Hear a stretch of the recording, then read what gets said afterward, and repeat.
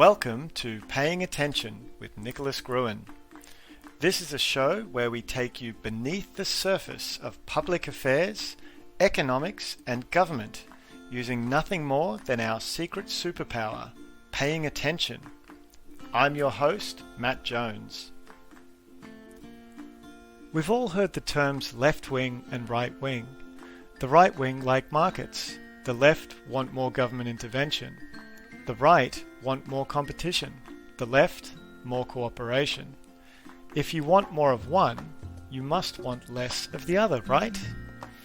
But what if we told you that cooperation and competition are not polar opposites? What if we told you that if you want competition, you also want cooperation? Nicholas, can you explain? Think of a great sporting event. I remember Roger Federer and Rafael Nadal in the 2017 Australian Open final. In 5 nail-biting, seesawing, grueling sets, Roger took out the title, his 18th Grand Slam and his first in 5 years. Now, there were 15,000 people there that night, and only 2 of them were competing. The rest were cooperating. That's a pretty big clue to the question of whether competition or cooperation was the most important that night. If that sounds like a trivial thing to say, let's unpack it a bit. Everyone in the crowd was cooperating, at least to the extent of behaving themselves so they could watch the game. But think of the others there, the ball kids, the lines people, the umpire, the referee. They were there to make the competition fair. And what does that mean? Making the competition fair is enforcing the rules of the game, and the rules of the game specify all the things that the players are going to have to cooperate on for the competition to even get off the ground.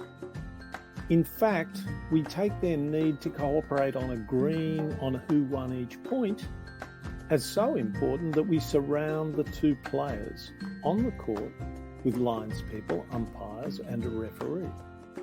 If they won't cooperate, we make them. So how might this way of looking at a competition help us understand competition in our economy and in economic reform? Let's think of some economic reforms that have happened over the last few decades. We've got rid of some silly regulation that was getting in the way of firms better serving their customers. There were ridiculous regulations, for instance, telling airlines what routes they could fly and the times they could fly them, and even what meals they could serve. Stopping the airline companies competing against each other on those questions just made the service worse in pretty much every way. It was expensive, and it met customers' needs badly. But governance is always needed to determine the rules of competition, or more specifically, the terms on which competition takes place, so that that competition brings about consumer benefits. So even after deregulation, airline companies were still required to comply with safety regulations, accounting regulations, consumer protection regulations, and so on. They weren't permitted to misrepresent their products. So while deregulation worked very effectively in this case, the simple description I've given you provides a way of describing what happened, which can help us think through deregulation more generally. Our economy is like Roger and Rafa's tennis game. Where participants compete, the fiercer the competition, the better. But we should always pay attention to the terms on which that competition takes place. And deregulation is best thought of shifting the interface between competition and cooperation, or to put it differently, between competition and the terms on which that competition takes place. And that's what we do when we change the way business is regulated. We never remove governance, we change it. We change how it's done and where it's done. We move the interface between competition and cooperation. And sometimes it improves things and sometimes it makes things worse. We have to understand what we're doing so we can do it right. So in that case, when we let airlines compete on the routes they'd fly and the prices they'd charge and the meals they'd serve, it improves things. But often we've gone to great lengths to increase market sector involvement in activities only to complicate things and make them worse. Nicholas, can you give us an example? When governments build major roads, much of the design and building of the road has always been contracted out to the private sector, but government financed and controlled projects. This way of configuring the interface between competition and cooperation, between the market and government, worked well because governments can borrow more cheaply than you or me. But by the 1990s, policymakers were keen to expand private involvement in the economy wherever possible.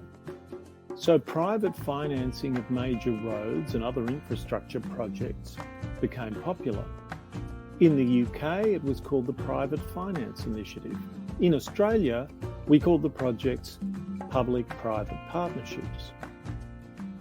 But road and infrastructure building had always involved public-private partnerships. The real question was the interface between the public and the private aspects of the partnership. And we can see with hindsight that many were saying that all along. We already had the basic structure of public-private partnerships broadly right.